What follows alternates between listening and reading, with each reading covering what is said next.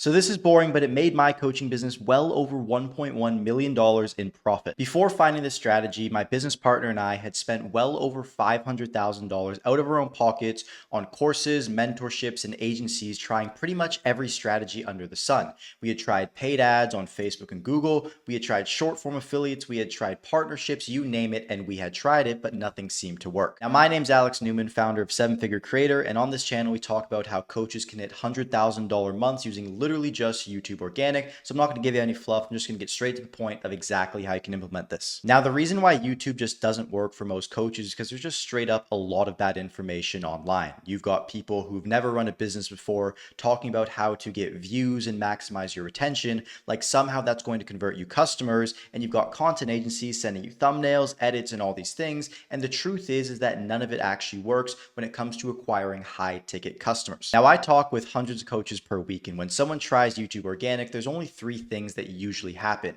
A, they think there's some gift to the world and only do these raw style videos with absolutely no intention behind them. And they might even get views, but they never end up actually converting customers. They just have a bunch of people that follow them as buddies and not buyers. The second thing that happens is they'll go ahead and they'll make this super highly produced YouTube video, but they won't be able to keep it up. They're not going to go viral on their first few videos. And then as a result, they become inconsistent and then quit YouTube. Or the third thing, and the honestly saddest one, is these people that spend so much time creating these information, super valuable, dense videos. However, they don't know how to actually package them in a way that people are actually interested to watch. So then as a result, they do not attract any buyers specifically from their niche. To be frank, it's quite a hamster wheel. And the reason why most people are still stuck in it is because there's so much misinformation online.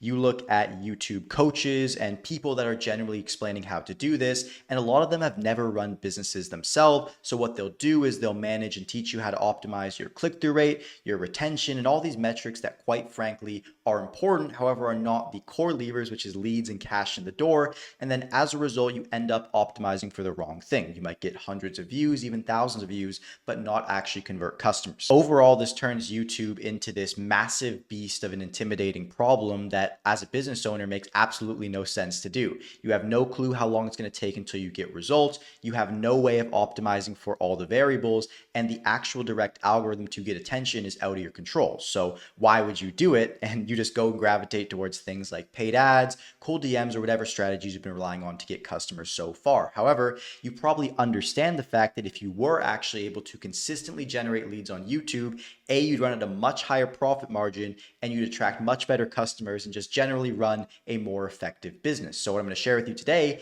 is a YouTube system that doesn't rely on luck. You can force the algorithm into pushing your content to highly qualified buyers with search intent that are actually looking to solve their problems, and then as a result, position yourself as an authority to get customers. And I've used this strategy with myself and all of my clients to, instead of relying again on click-through rates and watch times, mathematically force ourselves into the YouTube algorithm under certain keywords that when a prospect searches for, we appear as a thought leader and therefore can provide value and then make them a customer. Now, instead of just giving you fluff, I'm going to walk through exactly what we actually did to implement this. And the first step to doing that is you want to find a keyword that your ideal customer actually resonates with.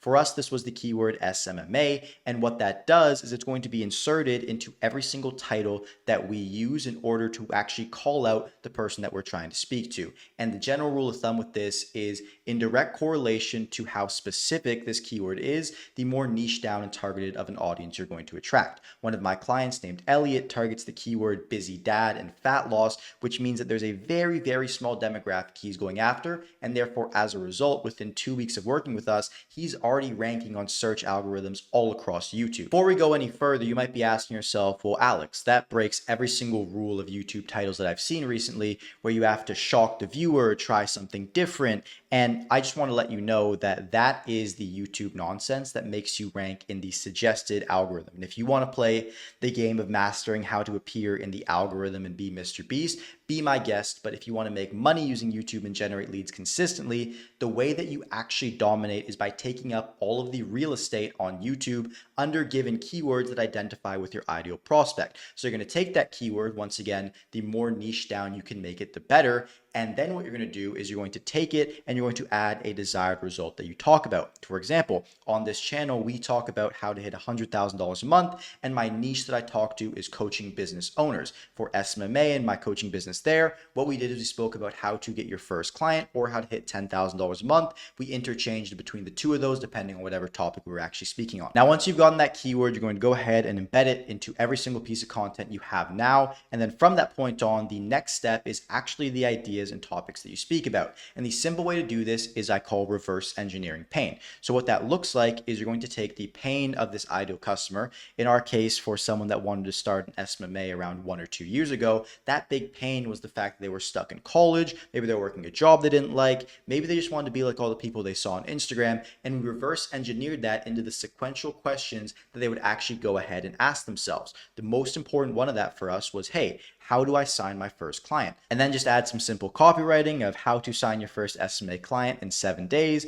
Boom, simple, done. And that is as simple it is to actually create these video ideas. And the more videos you make, again, when you go in that sequential question and pain order, is going to allow you to, again, build up that portfolio where you get positioned as an authority. And when someone lands on that keyword, for example, of SMMA, or for my client Elliot, Busy Dad, there is now an entire gallery of just answering any single pain point that they might have, which is going to go ahead and create buyers. Now, before we talk about thumbnails, which is the most over complex part of the entire YouTube process, I want to quickly share that when you do this, what actually happens is you begin to build up an SEO authority on YouTube, which means that because you're producing so much content under this keyword, anybody that searches it is now inevitably going to see your content. And then as a result, what happens is these videos that might not have a lot of views when they first got published because you're using these very condensed keywords are going to begin to get pushed in the suggested algorithm, which means that your YouTube channel really starts to go on an exponential curve like this. And then as a result, you get crazy blowups where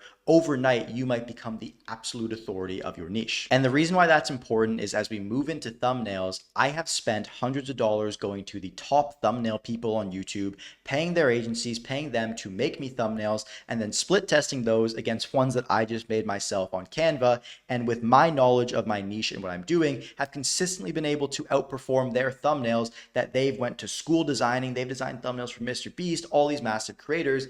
And the reason why is because making a thumbnail that makes a business owner click is very different from making a thumbnail that makes a 9-year-old click. It's not something hard to understand either. If you look at basic human psychology, the status indicators and the things that we business owners care about when we're looking for content is very different from what's conventionally accepted as great design. Now, for a 9-year-old, seeing the contrasting popping colors might make them go, wow, this is such a cool thing. All right, let me click. However, when you look at a business owner, maybe it's a little bit more of a dull background and maybe it's not actually clear what's happening in the video, but there's a system and there's a blueprint. You can see things kind of piecing together, and those status authority signals become very different. And it gets to a point where literally all the thumbnail design on this channel you're seeing right now are made by me in Canva in under 10 minutes. Now, I don't suggest you play around in Canva and make these thumbnails yourself. You should hire a designer. However, it should be somebody that is full-time learning under you and actually understands the niche demographic of what you're doing. If you'd like any help with this, you also have the ability to schedule a call with my team as we take care of the entire process for coaches. Now, moving on, before I talk about the literal exact steps on a weekly basis that you have to follow and that I follow for all my clients at my agency, the simple way to create video structures is just by understanding what positions you as an authority. I see a lot of people that mess around and talk about the individual mechanism. Are docs better than whiteboards? Are whiteboards better than slideshows or Miro boards? And the truth is that you can make a lot of money doing any of them, but what matters is the psychology of how you're actually going to be persuading someone that you're really good at what you do and that what you're saying is actually valuable. Now, the way that we do this is by asking ourselves, what our ideal customer, the keyword that we're talking about, what do they value? What do they see as something authoritative and just generally as status signals? Now, I'll give you an example. For that client, Elliot, that status signal is that the guy's in really good shape. He's helping busy dads lose weight. So when he gets there and he's all hench, buff, and he looks like the desired state of his ideal customer, he's automatically positioned himself as an authority. We've tried videos in the kitchen because it's a fitness channel. We've tried videos in the gym, and all of these things are status indicators for that specific ICP. For my own coaching business, pretty much it was just a simple office desk, not too flashy, not too fancy, someone that looks like you're actually working. So in the video, instead of having a complete blank slate just like I have right now, we might pull forward a mouse and a keyboard just like this, because it now shows that we're somebody who's working just like them in the trenches, and we're not 50 steps ahead of them like some big guru. We might just be 5 steps ahead of them, showing what their next step could actually be. Once you position yourself as this authoritative character, the next step is to get married to one style of actually just producing content and make that the norm on your channel. The truth is that no one is better than the other. They can all work extremely effectively. You just have to commit to the one that is most natural to you. For example, I have clients who do really, really well on open Miro boards because they love to talk, they love to expand on things. And I also have clients who literally just need to read straight off a teleprompter